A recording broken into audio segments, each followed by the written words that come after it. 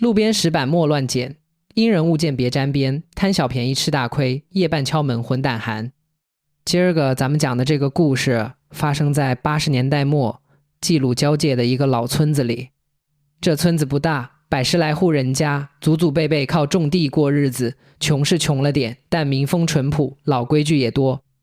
事儿说邪乎也邪乎，说平常也平常，说白了就是一个老光棍贪了点小便宜，拿了不该拿的东西，惹上了不该惹的主。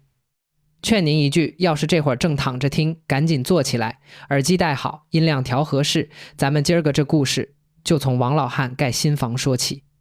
故事的主人公叫王德福，村里人都叫他王老汉。那年57岁，打了一辈子光棍，您别笑他，那时候村里穷，娶媳妇不容易。王老汉爹妈走得早，12、13岁就自己扛着过日子，种着3亩薄地，农闲了就去镇上扛活拉脚，1分钱掰成8瓣花。他这辈子最大的念想就是盖3间砖房，娶个知冷知热的后老伴，后半辈子有个人暖脚，递碗热汤。为了这个念想，他攒了整整26年，钱都装在一个铁皮盒子里，埋在炕头底下的泥地里。每天晚上睡觉前，他都要扒开土摸一摸，听听铁皮盒子的声响，心里才踏实。到了87年秋天，铁皮盒子终于满了，他数了3遍，一共1273块6毛钱，够盖3间砖房了。转过年来开春，他就找了村里的建筑队，打地基、砌墙、上梁，一切都顺顺当当。眼看到了安门的日子，别的都齐了，唯独门槛石还没着落。镇上石材厂有现成的青石板，1块要5块钱。王老汉一听报价，心里就咯噔一下，疼得慌。赶巧第2天，他拉着板车去村西头拉土垫院子。村西头那片地，老辈人都叫它老坟岗，早些年是乱葬岗，后来平坟造地，改成了荒地。王老汉走着走着，就看见草棵子里露着一角青石板。他拔开荒草一看，心里当时就乐开了花。那石板方方正正，表面磨得光溜溜的，比镇上卖的还平整。他蹲下来摸了摸，凉丝丝的，质地细密，绝对是块好石头。这真是瞌睡来了送枕头，王老汉自言自语，省了5块钱。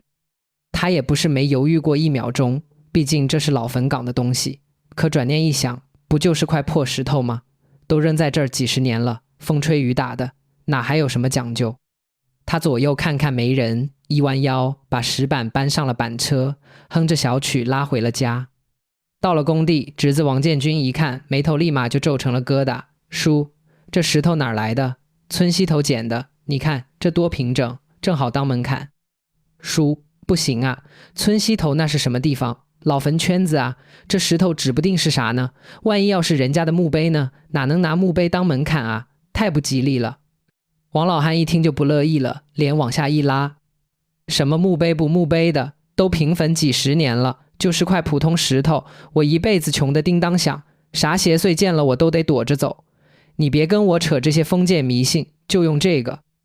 王建军劝了半天，王老汉死活不听，只能叹着气让工人把这块石板安在了屋门口，当了门槛。安门槛那天，村里的3奶奶路过，拄着拐棍站在门口看了半天，脸色越来越沉。德福啊，你这门槛不对劲啊，看着阴气沉沉的，赶紧换了吧，老坟岗的东西沾不得。王老汉哈哈一笑，满不在乎，三大娘，您老眼花了，就是块石头，啥阴气阳气的。三奶奶摇摇头，拄着拐棍走了，嘴里慢悠悠念叨着，不听老人言，吃亏在眼前啊，等真撞上了，后悔可就晚了。选了个黄道吉日，王老汉搬新家了。那天他请了街坊邻居，在院子里摆了3桌酒席，热闹了一整天。晚上人都散了，王老汉躺在新铺的热炕上，心里踏实又满足，后半夜才迷迷糊糊睡着。怪事就是从这天夜里开始的。大概3更天左右，王老汉迷迷糊糊听见院子里有动静，噔噔噔，很慢很沉，一下一下的，像是有人拄着拐杖一步一步在院子里走。声音从大门那边过来，走到屋门口，停了大概半分钟，然后又慢慢走了回去，渐渐消失在院子那头。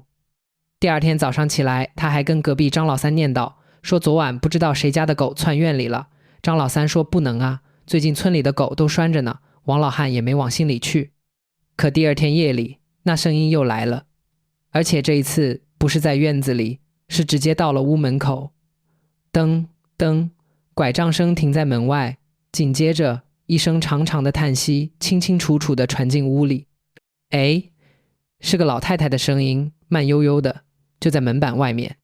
王老汉唰的一下就醒了，浑身汗毛根根倒竖，他壮着胆子喊了一声：“谁在外头？”外面鸦雀无声。他摸过火柴，点上煤油灯，抄起门后的顶门棍，猛地拉开门。院子里空空荡荡，月光洒在地上，白花花的，连个人影都没有，大门插得好好的。邪门了。王老汉挠挠头，心里犯嘀咕。接下来几天，天天如此。一到后半夜3更天，拐杖声准时响起，从院子那头慢慢走到屋门口，停一会儿，叹口气，再慢慢走回去。有时候还能听见厨房里有动静，像是有人掀锅盖、摸水缸，窸窸窣窣的。可再往后，事情就不只是听个响了。有天早上醒来，王老汉低头一看，当时就出了一身冷汗。他头天晚上脱鞋东一只西一只，可这会儿2只布鞋整整齐齐摆在炕沿底下，鞋尖正对着炕头，摆得端端正正。他故意第二天晚上把鞋扔得更远，结果第二天早上一睁眼，鞋又好好摆在炕沿底下。不光是鞋，还有他的旱烟袋，他那根铜锅烟袋每天晚上都压在枕头底下。可连着好几天，早上一睁眼，烟袋都好好放在桌子上，铜锅擦得锃亮，连里面的烟油子都刮得干干净净。这下王老汉真绷不住了，他知道这房子里绝对进来东西了。后来发展到什么地步，他夜里躺着，能清楚地感觉到有人走到炕边停住了，然后炕沿微微一沉，像是有人坐了下来。紧接着一股凉飕飕的气扑面而来，带着点土腥味，就对着他的脸吹。有时候还有一只冰凉的手轻轻碰一下他的额头，碰一下他的脸，那手上全是皱纹，凉得像冰。就这么熬了半个月，王老汉彻底垮了，原本黑红的脸庞变得蜡黄蜡黄，眼窝深陷，走路都打晃。隔壁张老三跟他最熟，这天拦住他，压低声音问：“老王，你跟我说实话，你家里是不是出事了？你别瞒了，我连着好几天夜里起夜，都听见你屋里有老太太说话，还有拐杖戳地的声儿。”王老汉一听这话，哇的一声就哭了。他把这半个月的事一五一十全跟张老三说了。张老三听完脸都白了，跺着脚说：“你呀你，我早就说村西头的东西不能捡，你不听，这肯定是撞着脏东西了，别扛着了，赶紧找李二爷去。”李二爷是村里的老长辈，那年74岁，懂老规矩，通民俗礼数。王老汉赶紧去供销社买了2盒桃酥，2斤红糖，拎着就往李二爷家跑。进门扑通就跪下了，哭着说：“二爷，您救救我。”李二爷听完也没多话，拿起拐棍就说：“走，去你家看看。”俩人到了王老汉家门口，李二爷刚迈脚进院子，突然就停下了。他站在院门口，闭着眼，轻轻吸了吸鼻子，然后睁开眼，摇了摇头，说了一句：“德福啊，你这院子里有外人啊，还是个老太太。”进了屋，李二爷扫了一圈，目光歘的一下就定在了门口的门槛上。他走过去，蹲下身，用手轻轻摸了摸石板表面，又用指节敲了敲，冰凉的石板发出闷闷的声响。李二爷站起身，叹了口气：“德福啊，你可真是糊涂。你知道你这门槛是什么吗？这是阴人碑，是死人的墓碑啊。”周围看热闹的村里人嗡的一声就炸了，都往后退了2步。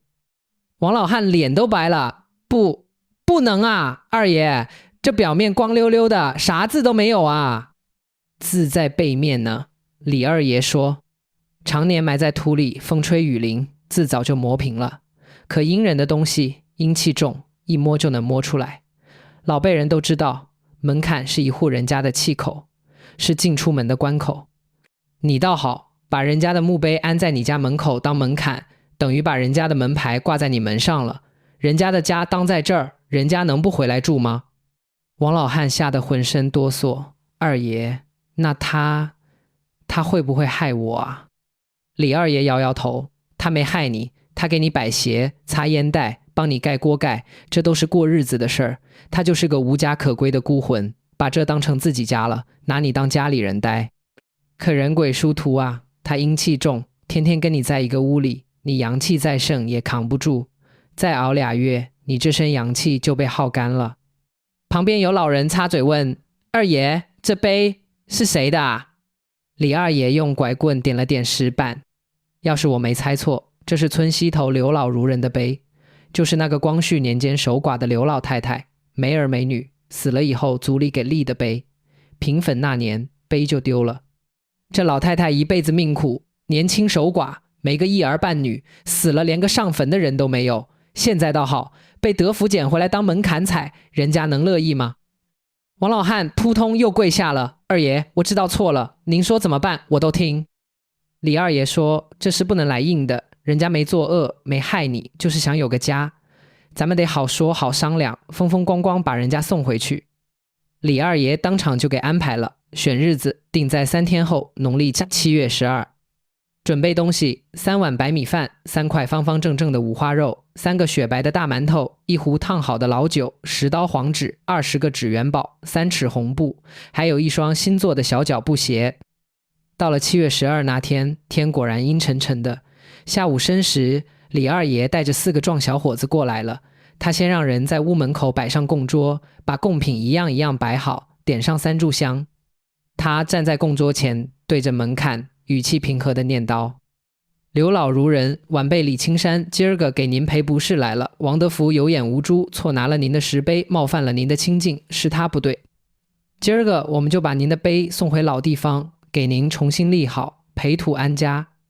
念叨完了，他冲4个小伙子摆摆手：来吧，把门槛撬出来，抬上。4个小伙子挽起袖子，拿着撬棍，吭哧吭哧把石板从门槛里撬了出来，然后穿好绳子，4个人一人一脚，喊了一声起。怪事发生了，4个壮小伙子个个都是扛180斤麻袋不费劲的主，这会儿脸都憋红了，青筋都蹦起来了，那块石板却纹丝不动，像长在地上一样。领头的二柱子咬着牙说：邪门了，这石头看着也就180斤，怎么这么沉，跟灌了铅似的。李二爷微微一笑，并不意外，他拿起酒壶，沿着石板四周慢慢洒了一圈酒，又拿起几张黄纸点着了。他对着石板又说了一句：老孺人，我知道您舍不得走，可这儿毕竟是洋人的地方，您待久了，对您对他都不好。您放心回去，以后年年有人给您烧纸送钱，别为难孩子们了啊！话音刚落，二柱子突然喊了一声：哎，轻了！4个人再一使劲，嘿的一声，石板轻轻松松就抬起来了。村里人都看傻了，交头接耳，说真是开了眼了。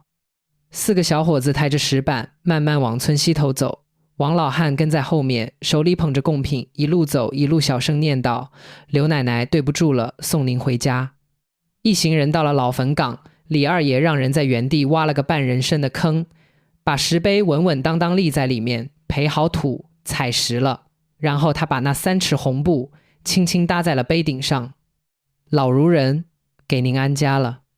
摆上贡品，倒上酒，10刀黄纸，20个元宝，一股脑全烧了，火苗呼呼的，纸灰打着旋儿往天上飘，像是有人在接一样。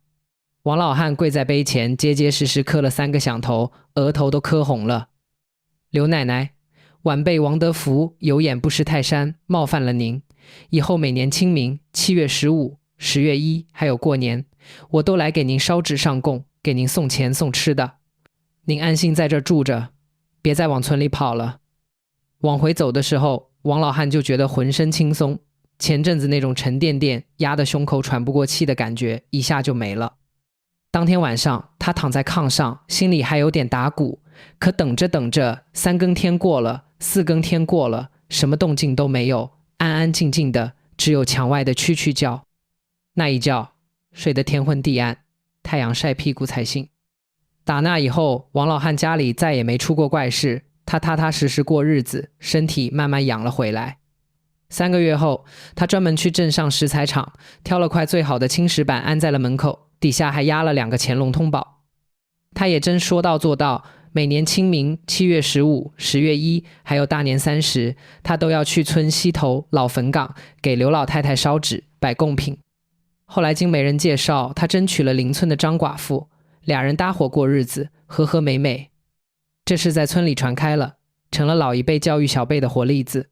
从那以后，村里谁家盖房子，门槛、房梁、地基石绝对不用捡来的旧东西。老人们常说，世间万物各有其主，你看着是没用的破烂，说不定就是别人的命根子，不是你的东西，别伸手，伸手早晚要还的。列位，故事讲到这儿就差不多了。今儿个讲这个，不是为了吓唬谁，也不是宣扬什么封建迷信，就是想跟大伙聊聊老辈人传下来的道理。王老汉是坏人吗？不是，他就是一辈子穷惯了，想省5块钱，可就是这5块钱的便宜，差点把自己的命搭进去。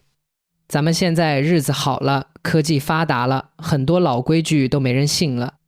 可您琢磨琢磨，这些规矩背后藏的都是最朴素的道理：不贪小便宜，不拿别人的东西，对未知的事物存一份敬畏心。敬畏不是害怕，是尊重。